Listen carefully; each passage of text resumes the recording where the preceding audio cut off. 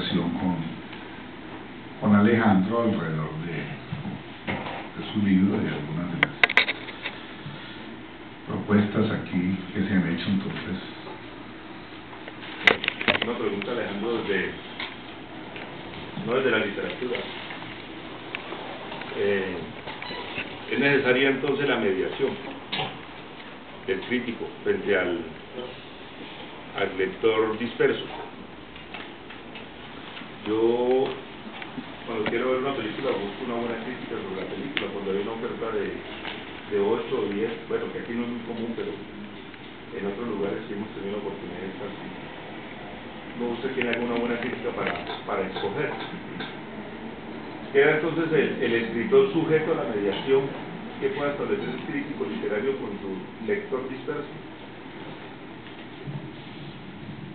Yo creo que en buena medida esa es la función de la crítica: contribuir a la legitimación de los nuevos referentes culturales, cinematográficos, literarios. El crítico tiene una función social, como lo decía hace un momento, insoslayable, que debe cumplir. Hemos dejado un gran vacío allí y hemos entregado el lugar que nos corresponde culturalmente a quienes solamente hacen promoción, publicidad, y que escriben pagados por los intereses de las editoriales. ¿Por qué razón solamente hoy tenemos lectores consumiendo por doquier libros de autoayuda, por ejemplo, algunos de muy dudosa calidad, o bestsellers cuya narrativa francamente ha terminado homogeneizando el grupo el gusto lector, lo cual es el antónimo de la literatura? ¿Por qué lo tenemos? Porque creo que nos falta crítica literaria.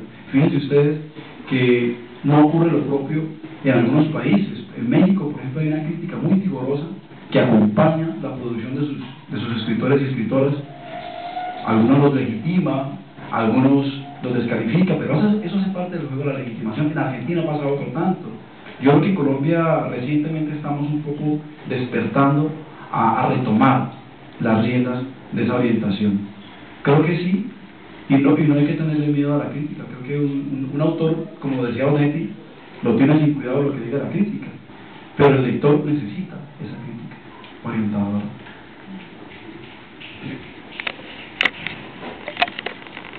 Aunque no lo he leído, lo cual gana más el autor que el lector, ha de parecerme una maravilla, porque por el solo hecho de haberlo garrapateado este boquirrubio hijo mío, a quien quiero agradecerle el gesto de su dedicación. Como conozco la amena prosa de Alejandro, espero leerla en la tranquilidad idílica de nuestra provincia Centro Vallecaucana. Espero, porque siempre se lo he advertido, que al abordar el tema crítico no debe engrosar esa maravillosa literatura nuestra, sobre todo la española, experta en eludir el abordaje de nuestros problemas candentes, actitud que hasta hoy es galardonada con premios de tanta nombradía internacional como el Nobel. Y espero que a medida que escribo se vaya apartando cada vez más de esa manía española de preferir la forma y descuidar el fondo,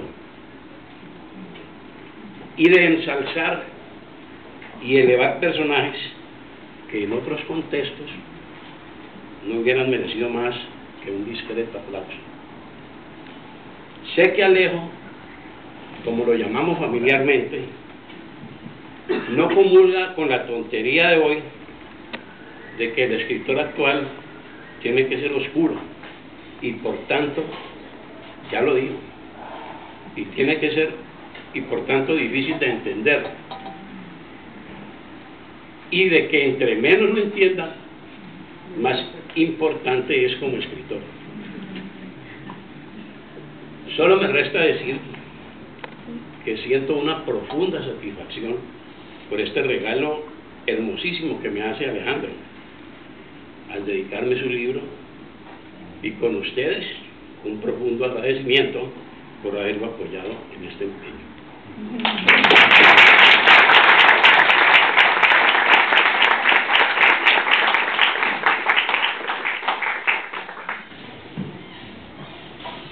Sí, yo retomo esa afirmación para esa central. En un tiempo pasado ocurrió también con el ejercicio de la política, que los oradores se plantaban en el balcón a hacer unas retahilas incomprensibles para quienes estaban abajo, quienes al final aplaudían sin saber muy bien de qué se trataba el asunto, pero parecía que el tipo hablaba bien.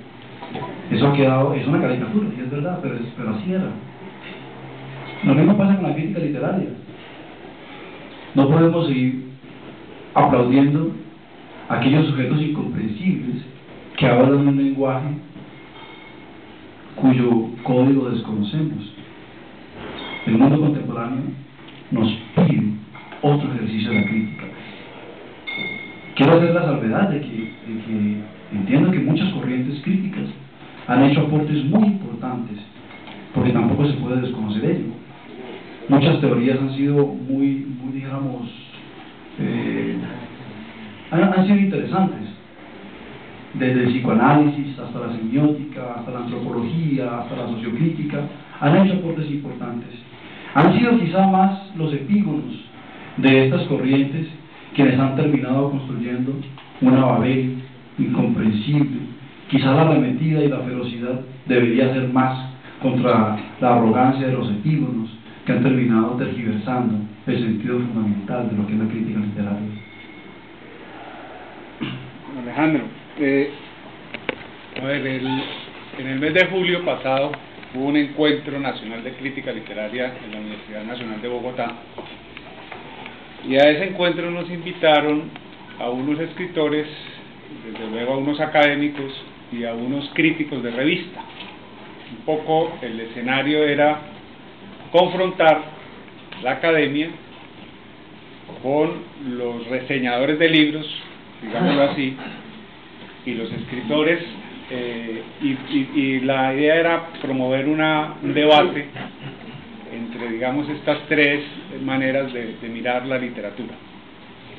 Me parece coincidente un poco con lo que ha dicho, pues con el debate que está planteando Julián y con lo que está afirmando tú, un poco las conclusiones de ese encuentro, porque algo al final que hicimos una especie de conclusiones después de todas las teorías y de todos los debates que se suscitaron durante la semana, era que la verdadera crítica literaria realmente la habían hecho siempre los escritores de literatura, que la mejor crítica de Shakespeare fue la de Víctor Hugo, que la mejor crítica sobre Chekhov la produjo Thomas Mann, que el primer crítico de las novelas de caballería fue el propio Cervantes, y que los grandes críticos realmente, los que han producido luces sobre la literatura, verdaderas luces sobre el quehacer literario y sobre la verdad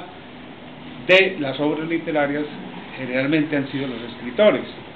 Yo por eso celebro que un escritor como tú haya vuelto a hacer crítica de esta, y que los profesionales de la disección literaria, los señores entomólogos de las páginas de la literatura, pues estén de salida.